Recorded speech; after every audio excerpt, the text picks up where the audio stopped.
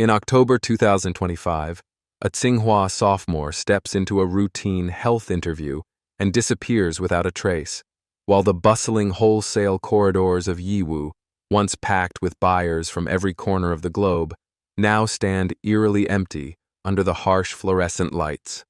Mobile cremation vans licensed for pet services quietly operate across provinces, processing up to 30 cycles a day in complete silence.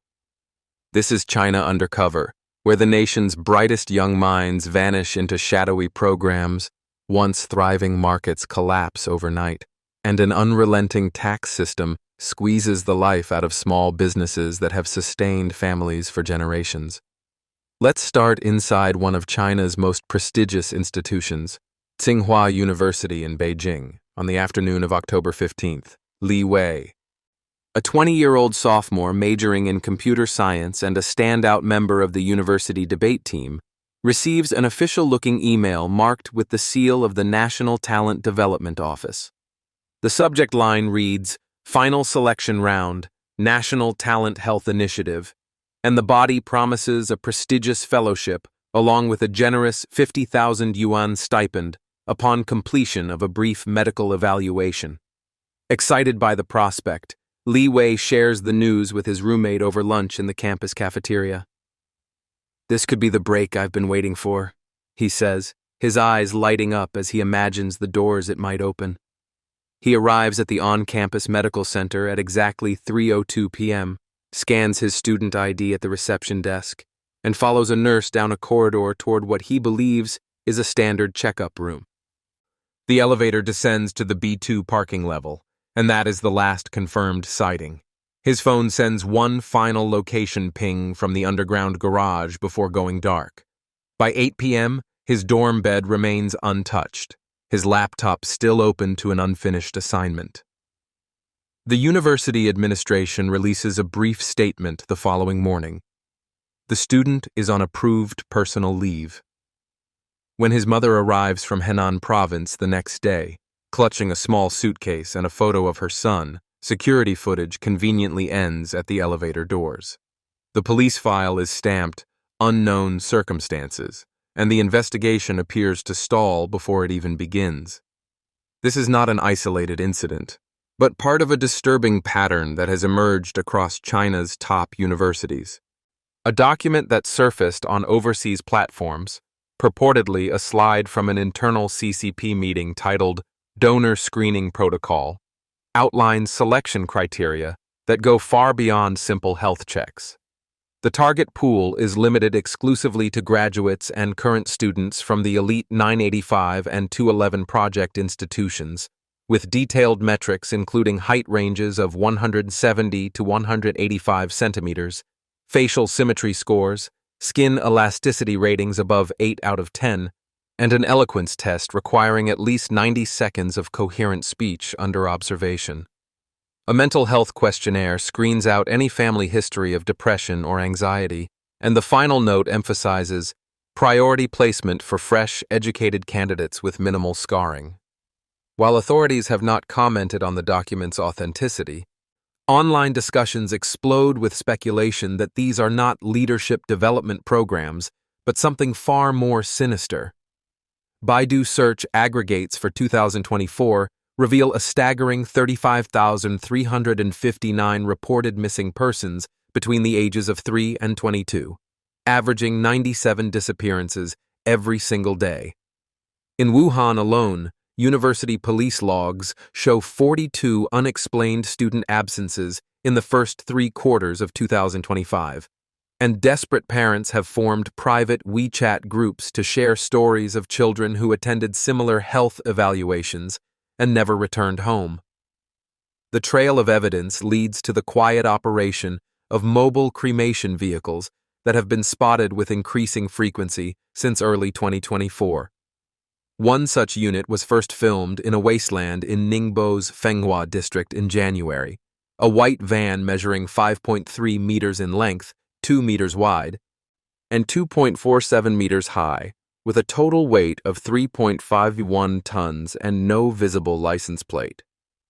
The side panel advertises pet cremation services, smokeless, odorless, fully licensed, and the specifications boast a capacity of up to 120 kilograms per cycle, with the ability to process an average of 30 cycles per day. At 2,000 yuan per service, the economics raise eyebrows in rural towns where most residents bury their pets in backyards rather than pay for professional disposal. Netizens have captured footage of these vans parked in remote fields, industrial zones, and even quiet residential alleys, often operating under the cover of darkness. One driver, briefly interviewed on camera before driving away, simply stated, "We go where the demand takes us." Simple arithmetic paints a chilling picture. 120 kilograms multiplied by 30 cycles equals 3,600 kilograms of material processed daily by a single unit, and the average weight of a Chinese teenager falls between 55 and 65 kilograms. These vans do not operate in isolation. In Changsha, Hunan Province, during the first week of October 2025, 3 unmarked ambulances were observed parked directly in front of the second Xiangya hospital. None carried license plates, and while one displayed the words Hunan Provincial Emergency Medical Transport, there was no official hospital branding or identification number. A nurse working the night shift recorded video from her apartment balcony, narrating in a hushed voice. They arrive around 2 a.m. No lights, no sirens, just quiet efficiency. The hospital's rooftop helipad has seen increased activity since late September, following the public signing of a cooperation agreement between Xiangya 2nd and the Hunan Low Altitude Economic Development Group for air medical rescue services. The helicopter in question is equipped with full ICU capabilities, including transport ventilators, infusion pumps, and continuous monitoring systems. On the night of September 28th, it landed at 1:17 a.m. Military personnel were waiting on the tarmac, a covered stretcher was wheeled out within minutes, and the aircraft lifted off again by 1:29 a.m. Destination logs remain redacted, and hospital administrators have declined to comment beyond confirming compliance with all civil aviation regulations. Surveillance of the living begins much earlier than university age. Back in 2018, 11 middle schools in Guizhou Province launched a pilot program for what were marketed as smart school uniforms. By 2025, the technology has achieved 95% market penetration within the province and has expanded to Henan, Chongqing, Hunan, Sichuan, Guangdong, and Wenzhou. Each uniform contains dual RFID chips, one embedded in the collar and another in the hem, that cost manufacturers less than 1 yuan apiece. The system logs entry and exit times at school gates, tracks cafeteria purchases, monitors frequency and duration of toilet visits, and even sounds an alert if a student nods off during class. A demonstration by a Tsinghua University business professor highlighted the potential. With sensors installed in dormitories, libraries, and even restroom stalls, parents can receive real-time notifications about every aspect of their child's day. The official narrative emphasizes campus safety and disciplinary efficiency, but many parents only discover the chips when they examine the garments under blacklight or after receiving unexpected fines for tampering. One mother in Henan posted a short video showing the glowing chip sewn into the elastic of her son's underwear, writing, "I thought I was buying fabric. I bought a tracking device." The post was removed within minutes, and the school issued a 500 yuan penalty for interfering with safety equipment. While these stories unfold in the shadows, the visible economy is experiencing a collapse that touches every street corner. Let's travel to Yiwu, the small commodity capital that once supplied 60% of the world's Christmas decorations and countless everyday items.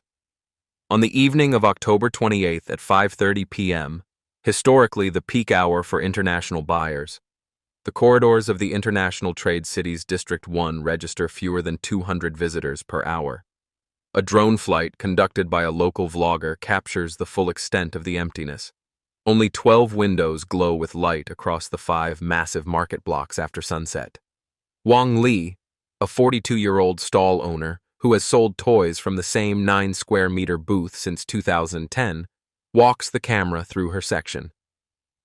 2 years ago, you couldn't even film here because the crowd was too dense, she explains, her voice echoing off the tiled floor.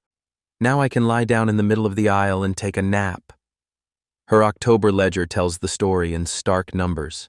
Daily revenue averaging 180 yuan, monthly rent of 8,000 yuan, and a new tax notice from the platform adding another 2,400 yuan in projected liability. She flips the metal shutter closed at 6 p.m. and says quietly, I raised 3 children on the profits from this little space. Now every yuan I earn goes straight to the system. Just a few kilometers away, a sprawling 10,000 square meter inventory warehouse stands as a monument to overproduction and vanishing demand. Pallets of unsold phone cases, LED string lights, Halloween masks, and plastic novelty items are stacked all the way to the ceiling, leaving narrow aisles barely wide enough for a forklift. Warehouse manager Zhao Ming guides the camera through the rows, pointing out price tags that have been slashed repeatedly, some items now offered at 65% below cost. Overseas orders have fallen 80% since the first quarter, he explains, kicking at a box that spills silicone bracelets onto the floor. We keep cutting prices, but the buyers simply aren't there. Outside the loading dock, a delivery rider leans against his electric scooter, staring at a phone screen that shows 0 pickup requests in the past 7 hours. His October earnings statement reads 1,100 yuan, down from 9,000 the previous year. I used to treat my family to meat twice a week, he says with a tired smile. Now it's instant noodles and hope. The trigger for this economic freefall landed on October 1st, when the State Administration of Taxation implemented a new regulation requiring every major e-commerce platform, Taobao, Pinduoduo, Douyin, and Meituan, to automatically submit quarterly sales data for all registered merchants directly to local tax bureaus. There is no opt-out, no grace period, and no exceptions for small operators. A prominent live streamer known as Sister Cat, who generated 1.2 billion yuan in annual revenue through beauty and fashion sales, posted a detailed breakdown on her final broadcast. Gross margin sits at 9.2% after platform fees and shipping, but the new 13% VAT calculation alone amounts to 156 million yuan in liability, pushing her operation into a projected net loss of 46.8 million yuan for the quarter. With tears in her eyes and 1.4 million concurrent viewers watching, she announced the immediate closure of her channel. I spent 10 years building this brand from nothing, she said, voice cracking. One government notice, and it's all gone. The live chat scrolled with thousands of messages. We watched you grow up with us. This is the end of an era. And simply, thank you. The pain cascades down to the smallest street-level businesses. In Chengdu's Wuhu district, a family-run noodle restaurant that has served the same recipe for 15 years posted a handwritten closure notice on its metal gate. Owner Zhang Wei, 38, sat down with a local vlogger to go over the numbers one last time. Daily sales had dwindled to 220 yuan. Ingredient costs ate up 90 yuan. Rent remained fixed at 6,000 yuan per month. And the new tax assessment on platform delivery orders added another 1,900 yuan in monthly liability. I started this shop with one wok and a dream to give my daughter a better life, he said, folding the ledger closed. 15 years of early mornings and late nights, and now every bowl I sell puts me deeper in the red. He locked the gate for the final time, the clang of metal echoing down the quiet alley. Food delivery riders, the lifeblood of urban convenience, received identical tax notices through the Meituan app. A sample payslip circulating on social media shows one rider earning 7,400 yuan over the month, but having 1,060 yuan automatically deducted for personal income tax, leaving a take-home of 6,340 yuan. A small protest gathered outside Meituan's Beijing headquarters on October 3rd, with riders holding handwritten signs reading 16 hours for taxman, and run for rice, not revenue. The demonstration lasted exactly 14 minutes before plainclothes officers dispersed the group and confiscated phones. No official statement was released, and the riders returned to their scooters in silence. The human impact is most visible at transportation hubs. At Guangzhou South Coach Station on a sunny October afternoon, 22 extra long-distance buses have been added to accommodate what officials euphemistically call return-home traffic. Every seat is filled, and the overflow crowd waits patiently in the shade. A 29-year-old garment worker from Guangxi boards with a single duffel bag, explaining that his factory cut shifts to the point where monthly pay fell to 1,800 yuan, while dorm rent remained 2,200 yuan. "I came to the city for a better future," he says, staring out the window as the bus pulls away. "Now I'm going home with less than I started." Standing in the same queue is a fresh university graduate clutching an offer letter for a sales position. 2,000 yuan base salary, 18 days of required business travel per month, no overtime pay, and no weekends off. She had applied to 52 openings across 3 cities. "This was the best I could find," she admits with a shrug. "Better than nothing." Retail streets across the country tell parallel stories of decline. In Beijing's Sanlitun Bar district, 47 storefronts shuttered permanently in the span of a single week in late October. A once popular hot pot chain reduced portion sizes by 20% to offset rising tax liability, but kept menu prices unchanged, prompting a flood of one-star reviews complaining that the broth tastes like water now. In Shanghai, a 500-seat cinema screened a major domestic blockbuster on a Friday night to an audience of exactly 1 patron. The ticket seller, leaning on the counter, laughed softly. "We run the projector more for pride than profit these days." Corruption statistics released by the Central Commission for Discipline Inspection provide a bitter counterpoint to the economic struggle. Between January and September 2025, 90 provincial-level cadres were placed under investigation, the highest single-year figure since the 20th Party Congress. With a total of 789,000 disciplinary cases filed nationwide and 3.14 million public tip-offs received. A retired auditor speaking anonymously to overseas media summed it up. They investigate billions in embezzlement while small shop owners close over thousands in tax. The circle completes itself. On the geopolitical stage, the timing could not be more charged. On October 29th, the APEC summit in Busan confirmed a bilateral meeting between U.S. President Donald Trump and CCP General Secretary Xi Jinping, scheduled to last 3 to 4 hours. Hours before the leaders sat down, the CCP Taiwan Affairs Office issued a statement reiterating that Beijing will absolutely not renounce the use of force to achieve unification. The White House responded swiftly, with Trump posting on social media, "Taiwan is Taiwan. Nothing to discuss." State Department officials added that sovereignty issues would not be linked to trade concessions under any circumstances.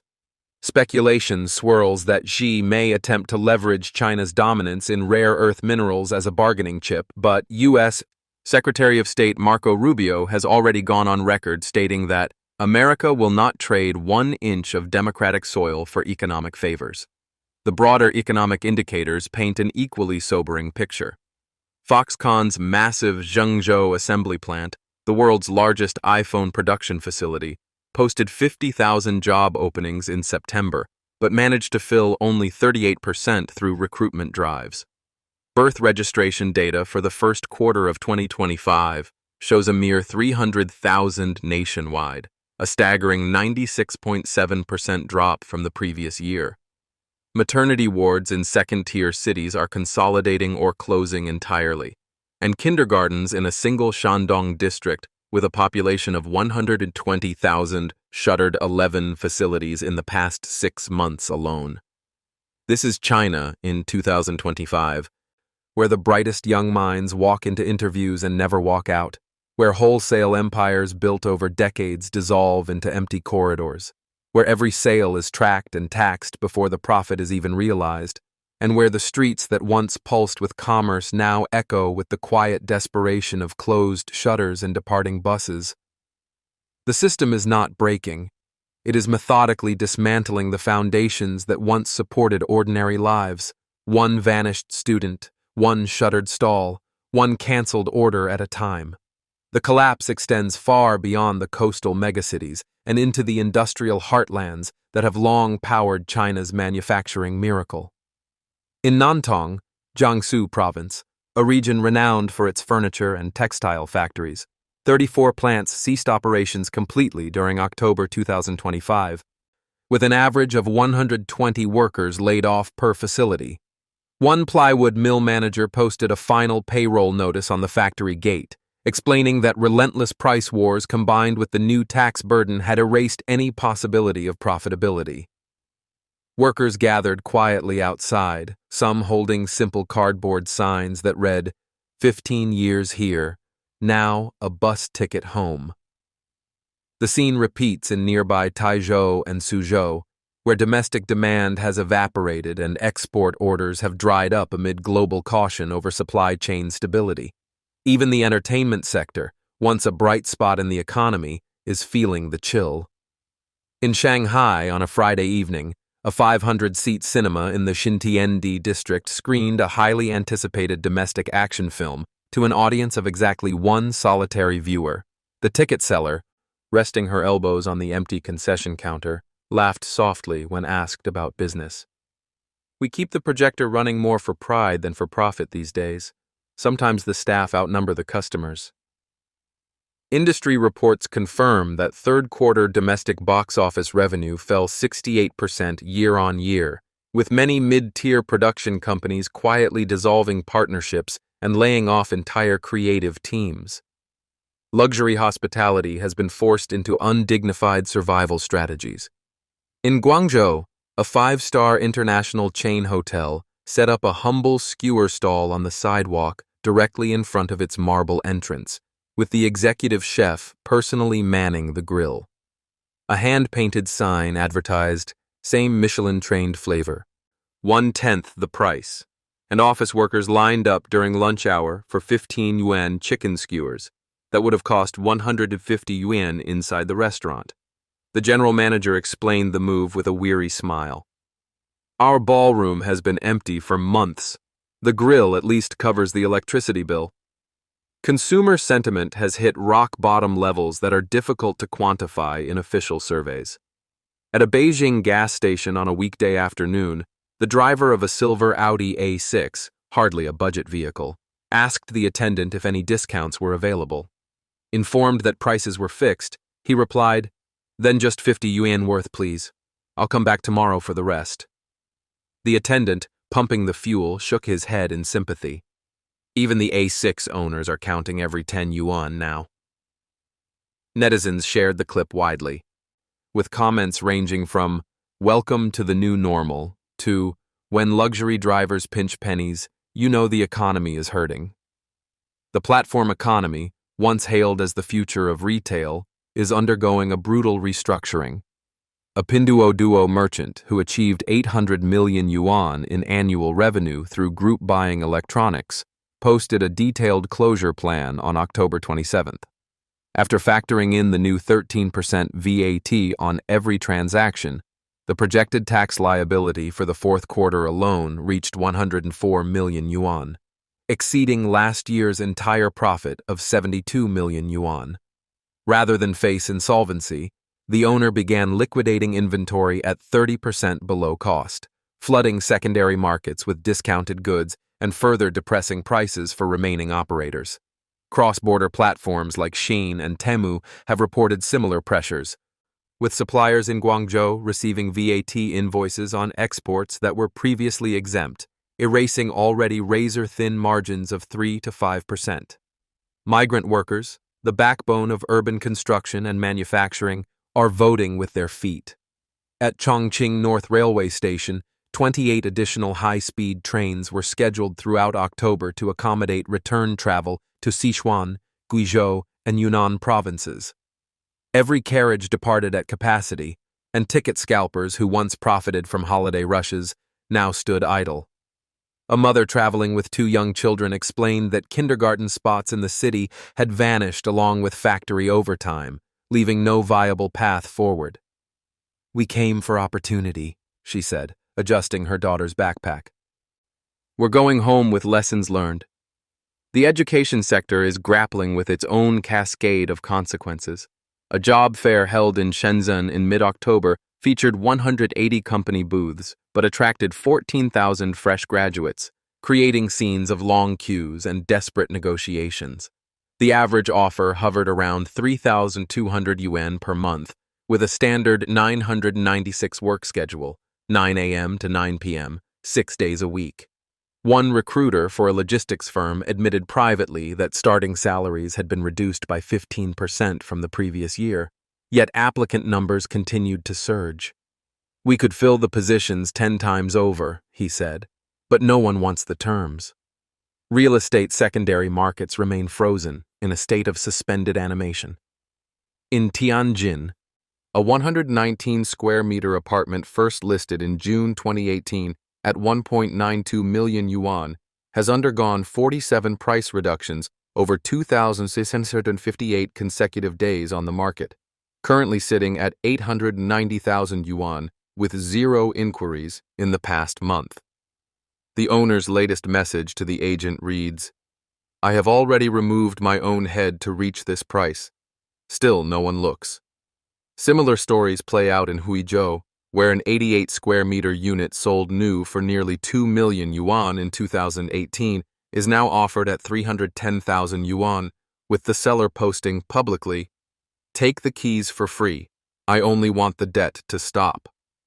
The CCP has responded with increasingly granular financial controls. On October 30th, new regulations took effect, requiring photo ID and real name registration for any gold purchase exceeding 5 grams, while annual overseas transfer limits were capped at 10,000 USD per person. Cryptocurrency exchanges began blocking mainland IP addresses, and real estate transactions now require a stability assessment from local authorities before proceeding. These measures have done little to stem capital flight, as wealthy families liquidate domestic assets at steep discounts to move funds abroad through informal hawala networks or simple cash-filled suitcases. Official statistics continue to diverge dramatically from on-the-ground reality. Residential nighttime electricity load data from the Shanghai power grid aligns with approximately 10 million active households, not the 25 million claimed in census figures. National salt consumption metrics suggest a population closer to 800 million rather than the official 1.4 billion. A leaked internal household registration database from Shanghai in 2022 listed only 10.1 million entries, fueling underground debates about where the missing hundreds of millions have gone. International reactions remained cautious but pointed. Following the Trump-Xi meeting in Busan, the U.S. president posted a brief summary. Talked trade. Taiwan untouched. The European Union Trade Commissioner issued a statement closely monitoring rare earth export flows in light of potential weaponization. The human stories behind the numbers are the most heartbreaking. In Chengdu, a food delivery rider added a 68 yuan dinner order to his cart, applied every available coupon, and watched the total drop to 42 yuan, only to cancel the checkout at the last second. "I wanted to treat myself after a long week," he wrote in the app notes. Ended up choosing plain rice instead. In Yiwu, a stall owner facing mountains of unsold Christmas lights dragged a box to the back alley and set it ablaze for warmth, filming the flames with the caption, "Better ashes than debt." In Guangzhou, a recent graduate signed a contract for 2,800 yuan per month that included a clause mandating stationary standing posture, no chair provided. She initialed every page and whispered to the recruiter, "Better standing than sleeping on the street." The economy is not experiencing a dramatic crash with flashing red lights and sirens. It is quietly evaporating. One small business closure, one canceled order, one departing migrant at a time. Taxes are collected on revenue that no longer exists. Markets that once overflowed with opportunity now serve as museums of what used to be. Trains run full in only one direction, toward home villages that offer familiarity, if not prosperity. This is China in 2025, where the stall you opened with savings from a decade of overtime now funds the very system that forced you to close it, where the tax notice arrives before the customer ever does, and where the future is measured not in growth, but in the steady accumulation of empty storefronts and unanswered job applications.